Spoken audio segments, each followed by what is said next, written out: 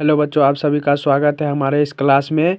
जो 10th का VVI subjective है, जो लघु उत्तरीय 2 नंबर में पूछा जाता है। तो चलते हैं अब अपने क्वेश्चन की ओर। तो पादप हार्मोन क्या है? पादप हार्मोन क्या है? तो पादप, जिसको हम पौधे कहते हैं, तो पादप में कुछ रासायनिक पदार्थों की वृद्धि होती है। ये उनकी गतिविधि को नियंत्रण तथा समन्वय करते हैं।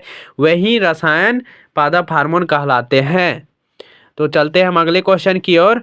तो अगला क्वेश्चन क्या है कि प्रकाशानुवर्तन और गुरुत्वानुवर्तन में क्या अंतर है? तो ये दोनों में क्या अंतर है? तो प्रकाशानुवर्तन में पौधे शीर्ष प्रकाश की दिशा में अग्रसर होते हैं। इसे प्रकाशानुत्तर कहा जाता है, जो दिशा में अग्रसर हो जाते हैं। और गुरुत्वानुवर्तन, पौधे के जड़ में गुरुत्वाकर्षण की दिशा में अग्रसर होते हैं, तो उसे गुरुत्वानुवर्तन कहा जाता है। तो अगला क्वेश्चन की ओर चलते हैं कि प्रतिवर्ती क्रिया तथा प्रतिवर्ती चाप में अंतर स्पष्ट करें।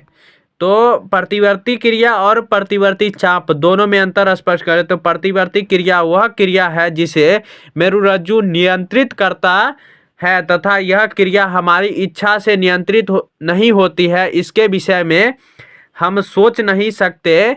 प्रतिवर्ती चाप न्यारों में आवेश संचरण एक निश्चित पथ में होता है, तो इस पथ को प्रतिवर्ती चाप कहते हैं। तो चलते हैं अगली क्वेश्चन की ओर कि मनुष्य में चीनी के पाचन में कौन सा हार्मोन सहायक है? तो यह हो जाएगा, चीनी के पाचन में इंसुलिन नामक हार्मोन सहायक है, जिसकी कमी से मधुमेह हो जाता है। तो जिसमें होता है कि इंसुलिन नामक सहायक होता है, जिसकी कमी से क्या हो जाता है? मधुमेह हो जाता है। तो चलते हैं अगले क्वेश्चन की ओर कि प्यूसम ग्रंथि को मास्टर ग्रंथि क्यों कहा जाता है? प्यूसम ग्रंथि जो है उसको मास्टर ग्रंथि क्यों कहा जाता है? तो प्यूसम ग्रंथि मस्तिष्क के आधार के तल पर ऑप्टिक काइजमा के पीछे सेल्टासिका गुहा में बंद रहती है। जो सेल्टासिका नामक गुहा जो है उसमें बंद रहती है। तो शरीर का शायद ही कोई ऐसा अंग हो जो प्यूसम ग्रंथि से प्रभावित ना होता हो। तो शरीर का जितना भी अंग है, जो ऐसा ना हो कि जो प्यूसम ग्रंथि से प्रभावित ना हो। इसी कारण से इसे मास्टर ग्रंथि भी कहा जाता है। इसी कारण से इसको मास्टर ग्रंथि कहा जाता है। तो चलते हैं हम अगले क्वेश्चन की ओर।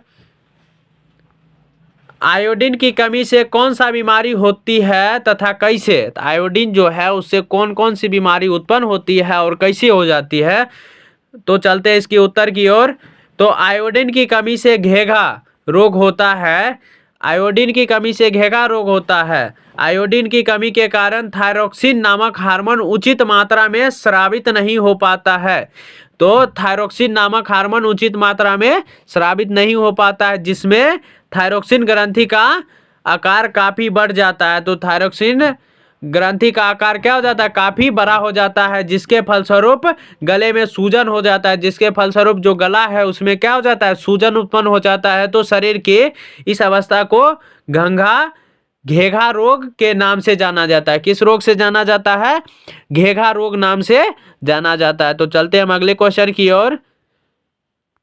गुरुत्वानुवर्तन का प्रदर्शन चित्र के द्वारा करें।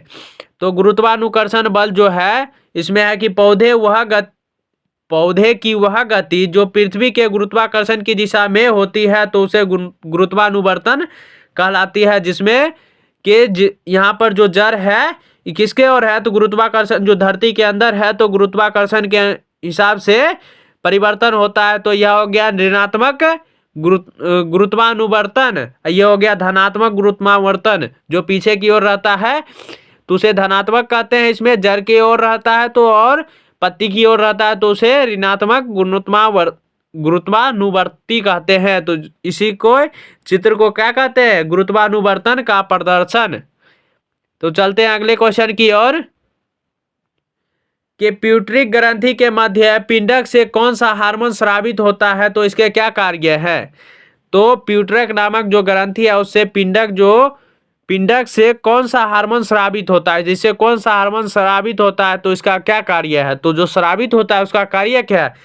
तो मध्य पिंडक हमेशा अग्र पिंडक से ढका होता है, जिसके द्वारा मेलेनोटोसाइट स्टिमुलेटिंग हार्मोन स्रावित होता है। यह शरीर के रंग को निर्धारित करता है। यह क्या करता है? शरीर के जो रंग रहता है उसको निर्धारित करता है। तो चलते हैं हम अगले क्वेश्चन की ओर कि मादा में प्रसव के समय कौन सा हार्मोन स्रावित होता है? इसका क्या कार्य? जो प्रसव होता है उसके समय कौन सा हार्मोन स्रावित होता है? तो मादा में प्रसव से पूर्व रिलैक्सिन नामक हार्मोन स्रावित होता है। यह नॉन स्टेरॉइड हार्मोन है जो प्यूबिक सिम्प्लेसिस को रिलैक्स करता है। तो चलते हैं अगले क्वेश्चन की ओर कि रक्त में ग्लूकोज की मात्रा को नियंत्रित करने वाला हार्मोन किस ग्रंथि द्वारा स्रावित होता है? तो किस ग्रंथि द्वारा स्रावित होता है? तो रक्त में ग्लूकोज की मात्रा को नियंत्रित करने वाला हार्मोन अग्नाशय में विशिष्ट प्रकार की कोशिकाओं के समूह लैंगरहैंस की द्वीपिकाएं द्वारा स्रावित होता है।